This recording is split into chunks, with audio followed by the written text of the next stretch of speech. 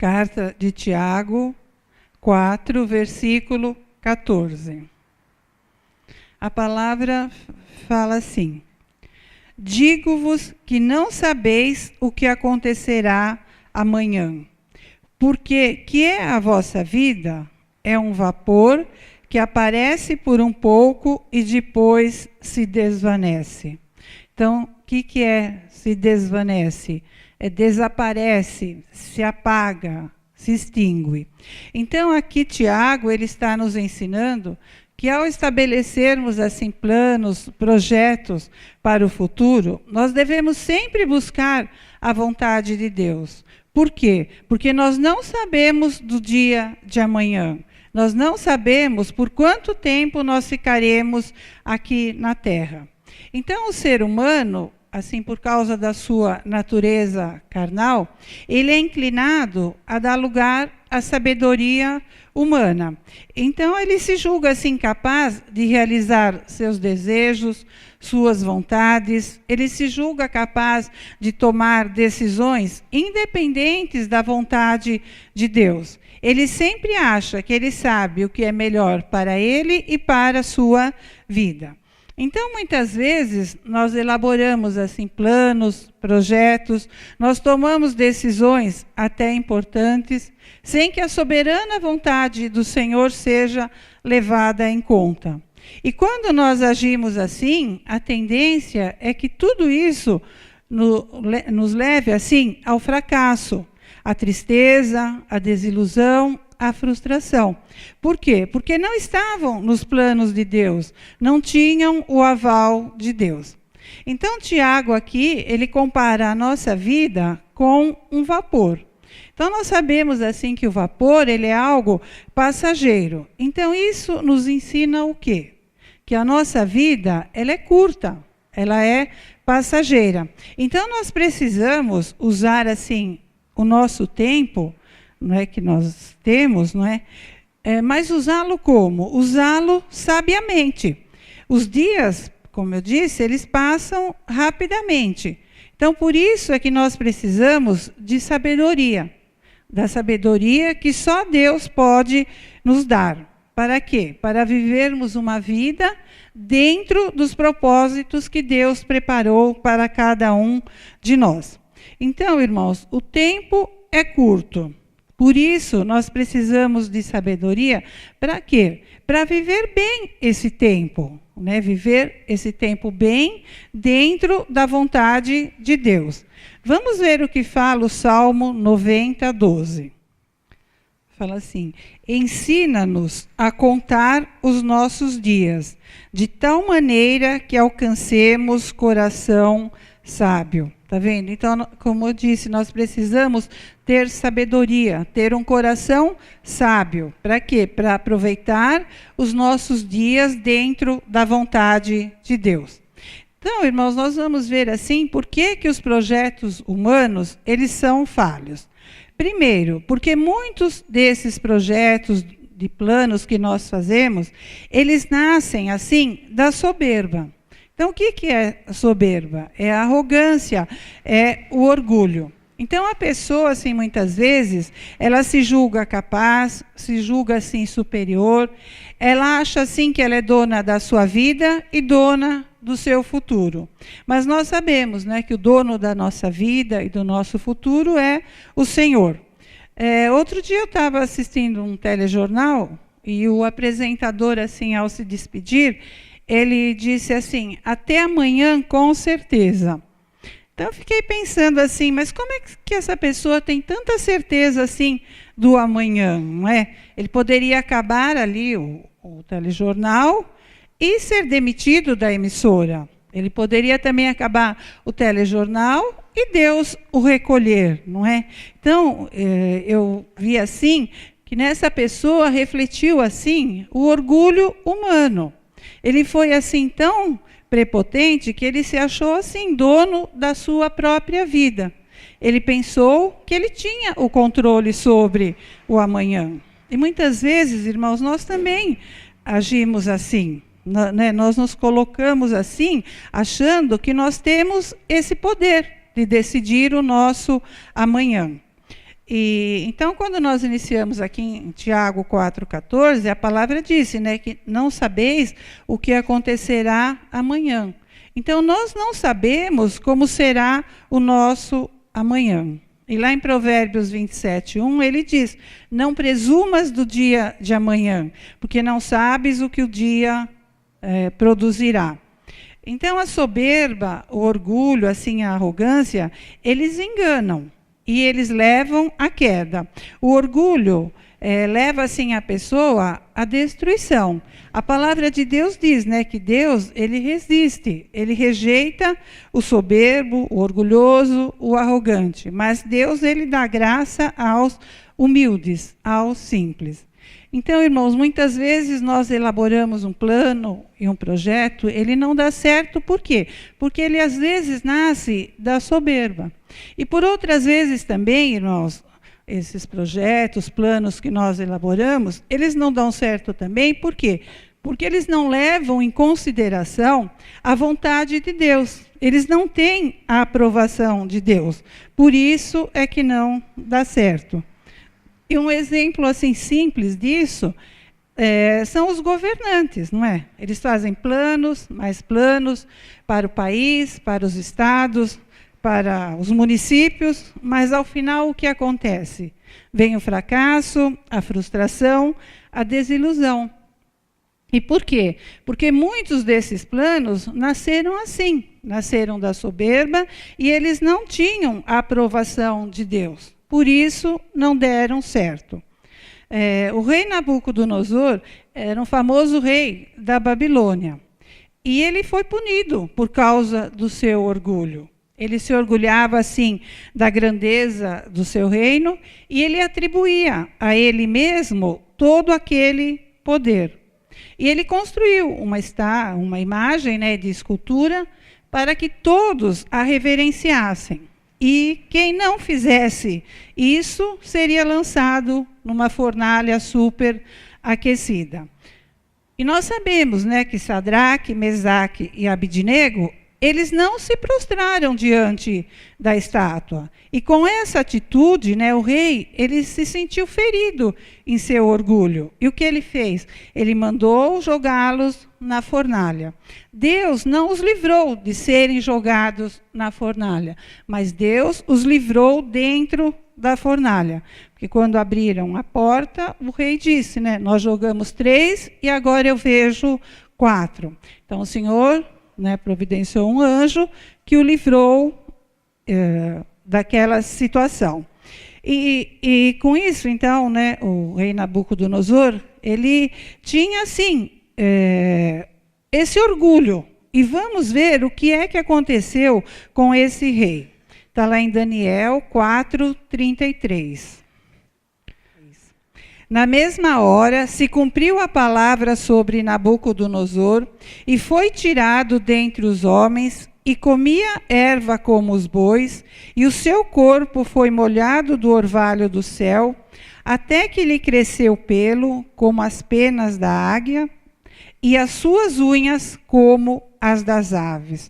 Está vendo o fim desse homem, né? Assim, o que aconteceu a ele, a soberba, o orgulho, precede a ruína. Então, todas essas coisas vieram assim sobre o rei Nabucodonosor devido à sua soberba, à sua arrogância. Ele foi humilhado por Deus, ele ficou louco, comia erva como os animais, até reconhecer que o Deus Altíssimo era quem reinava.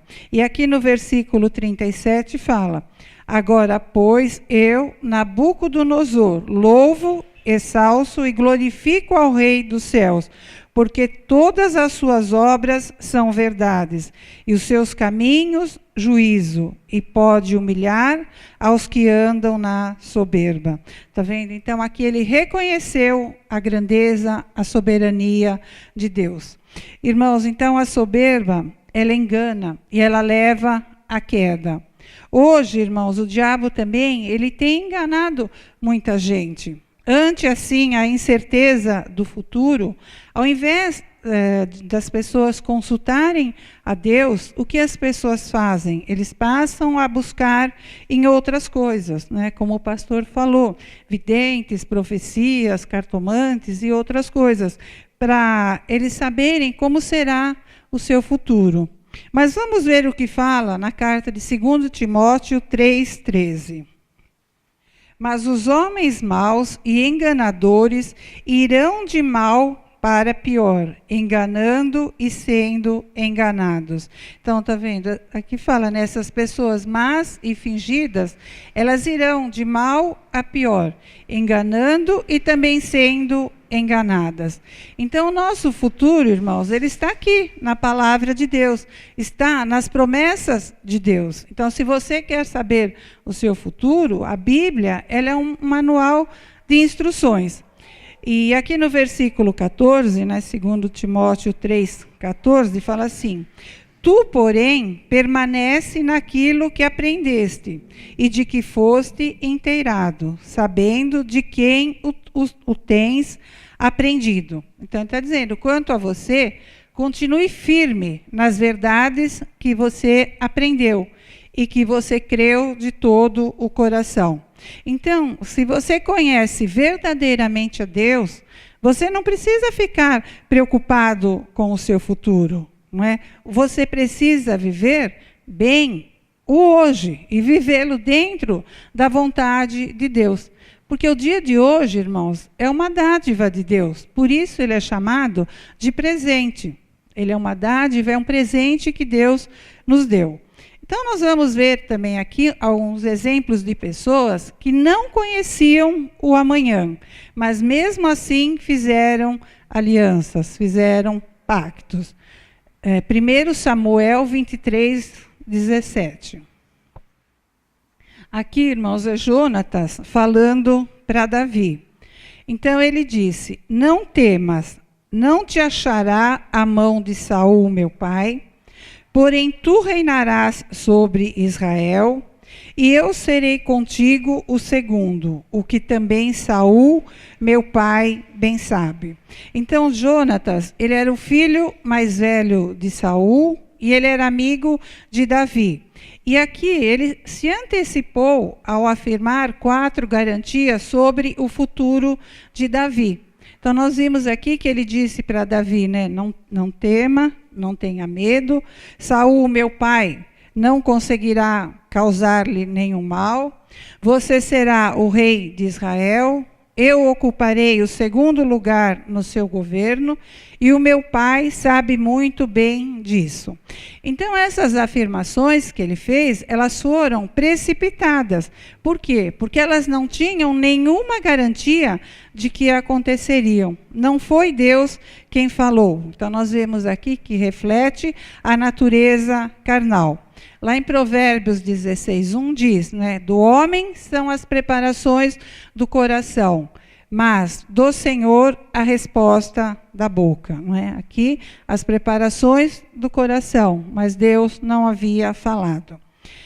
Um outro exemplo também, irmãos, foi Amã. Amã, ele era ministro do rei Assuero, e ele queria exterminar o povo judeu. Ele conspirou, né, contra Mordecai, que era primo da Esther, e ele planejou o massacre do povo judeu.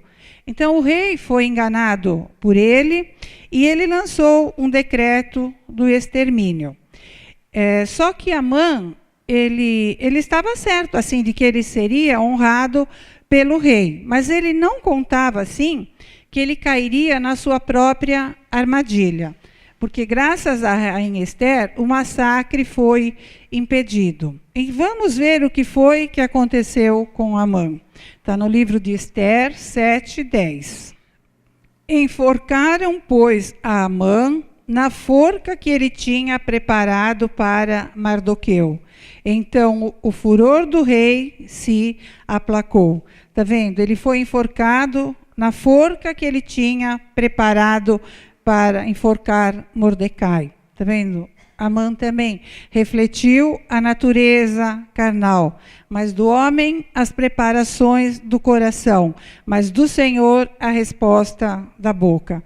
Então, irmãos, Deus, Ele sabe o que é melhor para nós. Ele sabe no hoje e sabe no amanhã. Vamos ver mais um exemplo que está em Lucas 12, 16.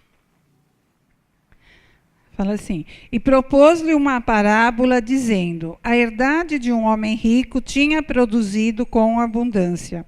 E arrazoava ele entre si, dizendo: que farei? Não tenho onde recolher os meus frutos. E disse: farei isto: derribarei os meus celeiros e edificarei outros maiores. E ali recolherei todas as minhas novidades e os meus bens. E direi à minha alma: alma, tens em depósito muitos bens para muitos anos. Descansa, come, bebe e folga. Mas Deus lhe disse: louco, esta noite te pedirão a tua alma. E o que tens preparado, para quem será? Assim é aquele que para si ajunta tesouros e não é rico para com Deus. Então, nós vemos, né, um homem aqui rico, que confiava em si, confiava, assim, em seus bens e fazia planos para o futuro, não é? Como nós vimos, ele dizia: farei isto, derribarei, recolherei, aproveitarei. Então, um rico tolo e avarento, que fazia, assim, previsões para o futuro, mas do homem as preparações do coração, mas de Deus a resposta da boca, não é? E Deus o chamou de louco, por ele se julgar assim dono da sua vida e do seu futuro. Os discípulos de Jesus também, irmãos, num momento, eles também mostraram assim uma inquietação quanto ao futuro. Vamos ver o que Jesus disse para eles. Está em Mateus 6, 25. Então, fala assim: por isto vos digo, não andeis cuidadosos quanto à vossa vida, pelo que haveis de comer ou pelo que haveis de beber, nem quanto ao vosso corpo, pelo que haveis de vestir. Não é a vida mais que o mantimento e o corpo mais do que a vestimenta? Olhai para as aves do céu, que não semeiam, nem cegam, nem ajuntam em celeiros, e vosso Pai Celestial as alimenta.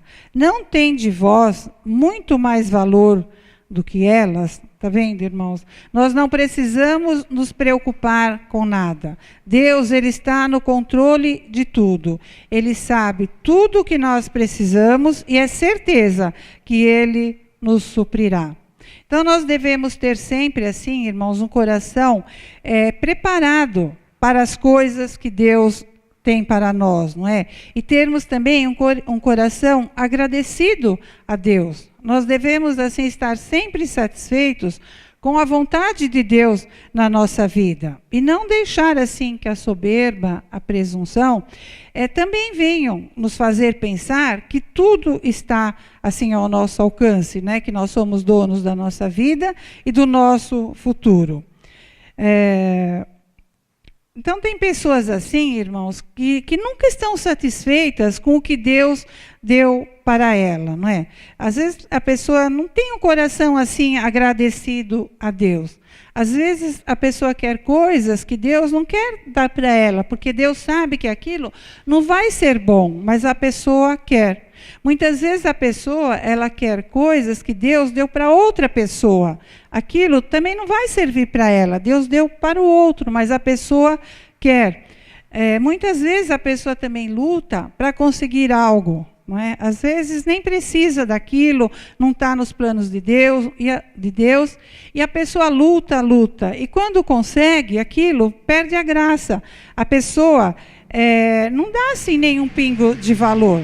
Então, são pessoas que vivem assim, insatisfeitas, sempre querendo mais, né? Estão sempre assim fora da direção de Deus, dos propósitos de Deus. Muitas vezes tomam assim atitudes sem consultar a vontade de Deus. E no final o que fazem? Acabam frustradas, desiludidas e decepcionadas. E ainda acabam colocando a culpa em Deus. Não é? Ainda falam, Deus, olha aí, o senhor está vendo o que eu estou passando? Não é? Mas a pessoa fez tudo fora da direção, fora dos propósitos de Deus. A palavra diz, não é? Buscai primeiro o reino de Deus e as demais coisas Deus acrescenta. Então, irmãos, eu aprendi assim uma coisa. Quando nós estamos sofrendo dentro de uma situação, é certeza, Deus não está naquela situação, aquela situação ela não teve a aprovação de Deus. Então, existem situações e situações, não é? Tem situações que Deus até permite que a gente passe para Ele ver como nós vamos reagir diante daquela situação, como está a nossa fé, se nós confiamos nele. Então, eu estou falando assim de situações, às vezes, do dia a dia. Nós tomamos assim uma decisão e, de repente, nós começamos a sofrer naquela situação. Aquilo que parecia uma coisa tão simples de resolver, aquilo se avoluma, nós vamos ficando cada vez mais enrolados na situação. Então, irmãos, quando isso acontecer, é certeza, Deus não está na situação, aquilo não teve a aprovação de Deus. Então, nós temos que fazer o quê? Voltar à estaca zero, levar ao conhecimento de Deus e assim depois agir. Então, talvez essa situação assim que você hoje está passando, também foi uma situação que foi criada assim devido à soberba, e também não foi levada em consideração a vontade de Deus, não é? Ela não teve a aprovação de Deus. Então, por isso é que você está sofrendo. Então, se você não quer sofrer, você não quer ver os seus planos assim frustrados, fracassados, o que nós temos que fazer? Levar tudo ao conhecimento de Deus. É tudo. Pode ser uma coisa pequena, não importa. Nós temos que levar tudo ao conhecimento de Deus. E aí sim, depois, com o consentimento de Deus, com a direção de Deus, aí nós podemos colocar esse plano, esse propósito em ação. Por quê? Porque aí é certeza que a vitória virá. Então, irmãos, o que eu queria deixar para vocês essa noite é isso. Não se preocupe, viva o hoje, porque o amanhã a Deus pertence. Amém? Deus abençoe. Vamos ficar de pé.